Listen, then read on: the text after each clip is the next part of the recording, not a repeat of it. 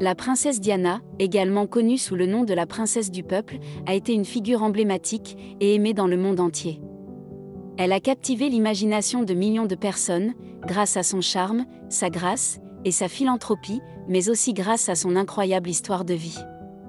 Nous allons retracer son histoire en quelques minutes.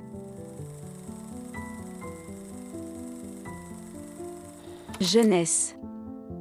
Diana Frances Spencer est née le 1er juillet 1961 à Sandringham, dans le comté de Norfolk en Angleterre.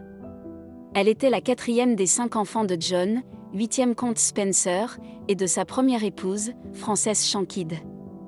Diana avait 2 sœurs aînées, Sarah et Jane, et un frère aîné, Charles, ainsi qu'un frère cadet, John, décédé peu de temps après sa naissance. Diana a été élevée dans une famille aristocratique, avec une enfance marquée par la séparation de ses parents alors qu'elle était jeune.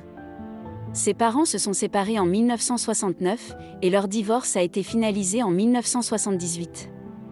Diana a vécu principalement avec sa mère après le divorce de ses parents, tandis que ses frères et sœurs vivaient avec leur père. Elle a fréquenté plusieurs écoles privées en Angleterre et en Suisse.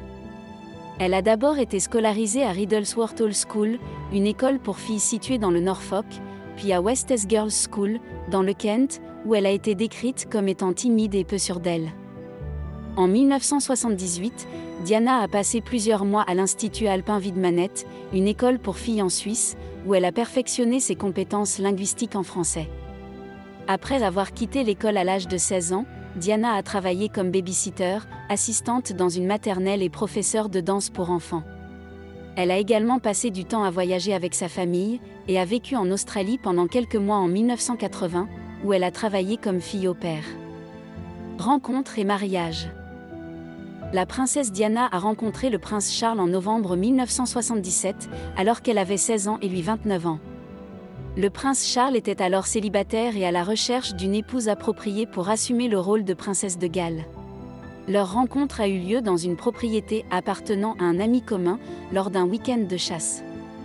Diana a été présentée au prince Charles par sa sœur aînée, Sarah, qui avait également été courtisée par le prince dans le passé. Ils ont eu l'occasion de se revoir plusieurs fois par la suite, lors de soirées et d'événements sociaux. Cependant, leur relation n'a vraiment commencé que pendant l'été 1980, lorsque le prince Charles a invité Diana à bord de son yacht pour une croisière en Méditerranée. Leur relation s'est développée rapidement, et ils se sont fiancés en février 1981. Leur mariage a eu lieu le 29 juillet 1981 à la cathédrale Saint-Paul de Londres, devant un public mondial de plus de 750 millions de téléspectateurs. Le mariage était un événement de grande envergure, marqué par un grand nombre de traditions royales et de cérémonies. Diana portait une robe de mariée en taffetas de soie et dentelle d'ivoire, conçue par les designers britanniques David et Elizabeth Emmanuel. La cérémonie a été suivie d'un défilé dans les rues de Londres, au cours duquel des centaines de milliers de personnes se sont rassemblées pour saluer le couple royal. Le mariage a été considéré comme un événement majeur dans l'histoire de la monarchie britannique, mais la relation entre la princesse Diana et le prince Charles a rapidement connu des difficultés et s'est terminée par un divorce en 1996. Difficultés et divorce. Dès le début de leur mariage, la relation a été difficile. La presse britannique a suivi leur histoire d'amour depuis le début, et la pression médiatique a été intense pour Diana, qui a dû s'adapter rapidement à sa nouvelle vie de princesse, et à son rôle public. Le prince Charles avait toujours été amoureux de Camilla Parker Bowles, une amie de longue date, et Diana a rapidement découvert que son mari avait des liaisons avec d'autres femmes. La pression médiatique a également été difficile à supporter pour Diana, qui était constamment harcelée par les paparazzi. En 1992, des enregistrements ont été diffusés dans les médias, dans lesquels le prince Charles parlait de sa relation avec Camilla Parker Bowles. Ces enregistrements, connus sous le nom de Camilla Gate, ont révélé l'infidélité du prince Charles et ont terni l'image du couple royal. La relation entre la princesse Diana et le prince Charles s'est détériorée au fil des ans et le couple a finalement annoncé sa séparation en décembre 1992. Le divorce a été finalisé en août 1996, après 4 années de négociations. Diana a conservé son titre de princesse de Galles et a continué à être une figure populaire et influente dans les médias, ainsi que dans les domaines de la charité et de la philanthropie. Œuvre de bienfaisance.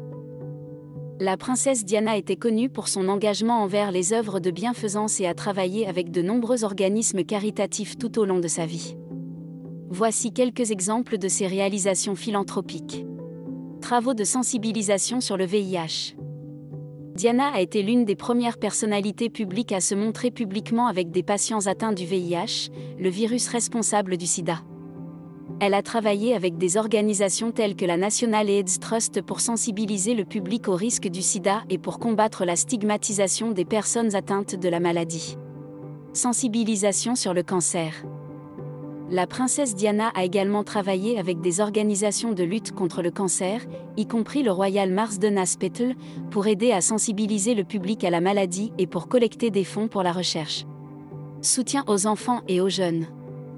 La princesse Diana a soutenu de nombreux organismes de bienfaisance qui travaillaient avec des enfants et des jeunes, y compris des organismes qui travaillaient avec des enfants malades, des enfants victimes de la pauvreté et des enfants handicapés.